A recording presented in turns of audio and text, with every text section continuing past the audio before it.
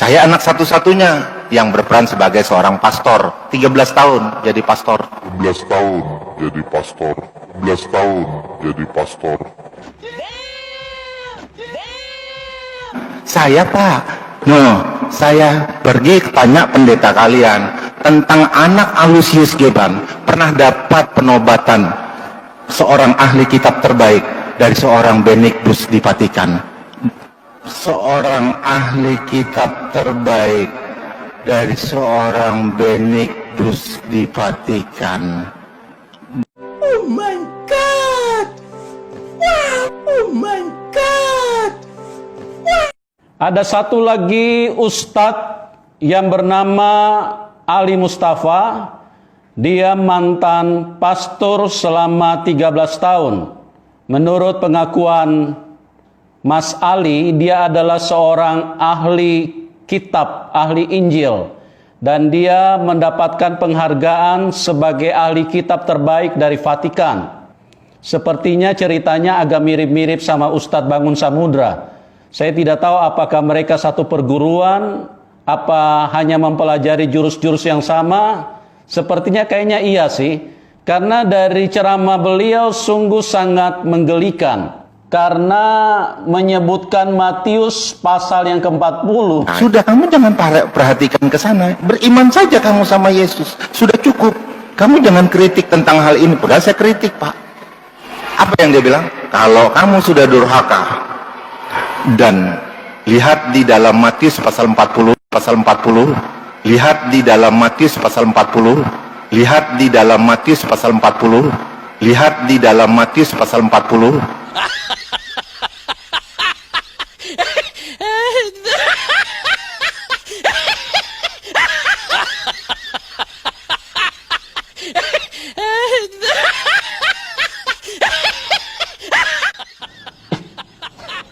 Itu anak sekolah minggu pun lebih pintar dari Mas Ali.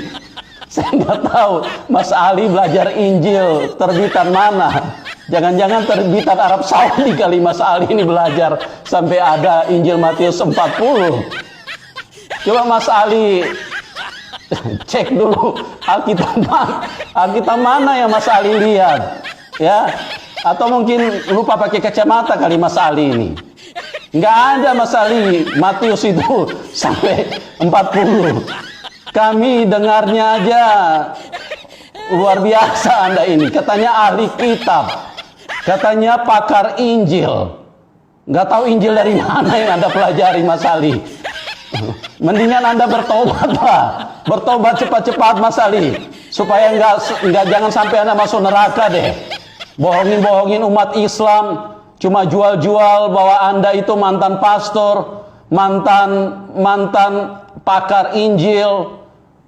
Sayang sekali Anda ini, saya nggak tahu entah setan mana yang masuk dalam pikiran Anda sampai Anda bisa ceramah membohongi umat Islam seperti itu. Mohon maaf Pak ya, saya pernah di Makassar itu September 2015. Saya pernah adu debat dengan seorang mantan muslim murtadin, Saifuddin Ibrahim namanya.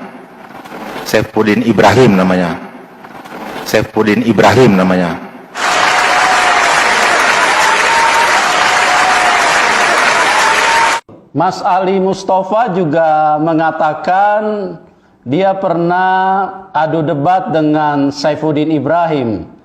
Tapi saya juga tidak yakin ini kalau Saifuddin Ibrahim mau melayani si Mas Ali Mustafa. Sedangkan anak sekolah minggu saja kayaknya nggak seimbang dengan Mas Ali. Bilang Matius 40, mana ada Matius 40 Mas Ali. Matius itu hanya sampai 28. Mas Ali belajarlah yang cerdas. Jangan coba belajar untuk menipu umat Islam. Itu nggak baik lah cara-cara kayak begitu. Apalagi di sini Anda berdiri di atas mualaf center. Saya nggak tahu apakah gurunya sama sehingga kalian ini sering menggunakan ayat-ayat dengan tujuan menipu umat Islam. Sangat menyedihkan lah kalian punya cara-cara seperti ini.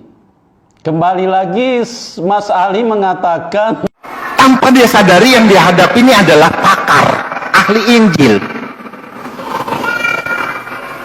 Jadi saya bilang, coba Anda buka di surah Yeremia pasal 21 ayat 3. Anda buka di surah Yeremia pasal 21 ayat 3.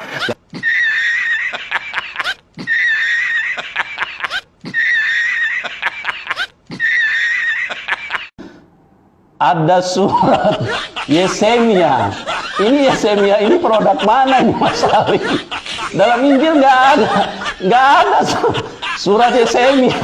Saya nggak tahu Mas Ali bikin sendiri apa Mas Ali pergi beli di toko Arab kali, Arab Saudi. Nggak ada Mas Ali. Mas Ali ini nggak usah lah belajar. Bilang pakar Injil, pakar kitab Alkitab. Anda ini pakar membohongi, Anda ini pakar untuk mengakal-ngakalin orang. Jangan begitulah Mas Ali, Anda ini tokoh agama. Apakah Anda mau masuk neraka? Anda membohong-bohongi begini, kemana Anda punya tempat? Mas Ali, sungguh menyedihkan Anda ini Mas Ali. Kemudian Mas Ali mengatakan, lalu Anda buka di surat Roma pasal 3 ayat 2. Lalu Anda buka di surat Roma pasal 3 ayat 2. Tolong Anda bacakan. Dia baca begini. Dalam surat Roma ini dia baca, ketika kau pelayan-pelayan dan tangan-tangan Tuhan, haram bagimu untuk melaksanakan pernikahan. Jika kau menikah maka kurang rasa tanggung jawabmu melayani Tuhanmu. Tolong Anda bacakan. Dia baca begini. Dalam surat Roma ini dia baca, ketika kau pelayan-pelayan dan tangan-tangan Tuhan, haram bagimu untuk melaksanakan pernikahan. Jika kau menikah maka kurang rasa tanggung jawabmu melayani Tuhanmu. Tolong Anda bacakan. Dia baca begini.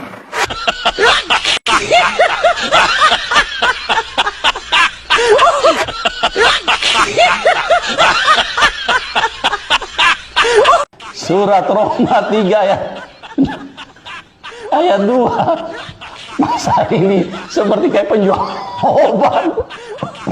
Ampun deh Mas Ali. Kenapa Anda kok jadi ustadz dengan model kayak begini? Mana ada Roma 3 ayat 2 bunyinya seperti itu Mas Ali? Ini saya perlihatkan sama Anda, biar Anda baca, biar Mas Ali Mustafa ini jadi cerdas ya. Untuk membantu Anda lah sedikit lebih pintar, supaya bisa ada undangan. Karena saya khawatir, setelah saya memberikan tanggapan seperti ini, saya khawatir Anda tidak akan dapat undangan lagi Mas Ali. Karena Anda ini menipu, membohongi, dan tidak ada satupun Anda punya keterangan yang benar. Anda diadu sama anak sekolah minggu saja, anak sekolah minggu masih lebih pintar dari Anda Mas Ali. Ini kita lihat nih, kitab Roma 3 ayat 2. Banyak sekali dan di dalam segala hal. Pertama-tama, sebab kepada mereka lah dipercayakan firman Allah. Ya, saya nggak usah jelaskan ya Mas Ali ya, sudah Anda dengar sendiri. Jadi saya nggak tahu tadi itu Anda habis jual obat panu atau obat sakit mata. Saya juga nggak tahu obat apa yang Anda jual. Anda baca aja, saya hampir-hampir tidak bisa bicara karena Anda terlalu menggelikan Anda di Mas Ali. Ya, terus saya ingin memberi sedikit masukan kepada umat muslim. Kalau mau mengundang penceramah, carilah yang menguntungkan, yang mendatangkan faedah. Kalau kalian mendatangkan ustadz-ustadz mualaf hanya dengan kesimpulan bahwa ini sedikit memberikan nilai tambah bagi umat muslim, kalian ini sebetulnya tanpa sadar kalian meruntuhkan posisi muslim itu sendiri. Karena siapa yang akan yakin kalau ustadz-ustadz mualaf yang kalian undang model seperti ini? Ini akan membuat banyak nanti umat Islam yang akan tinggalkan Islam. Kelihatan sekali bahwa ustadz-ustadz ini ustadz penipu semua.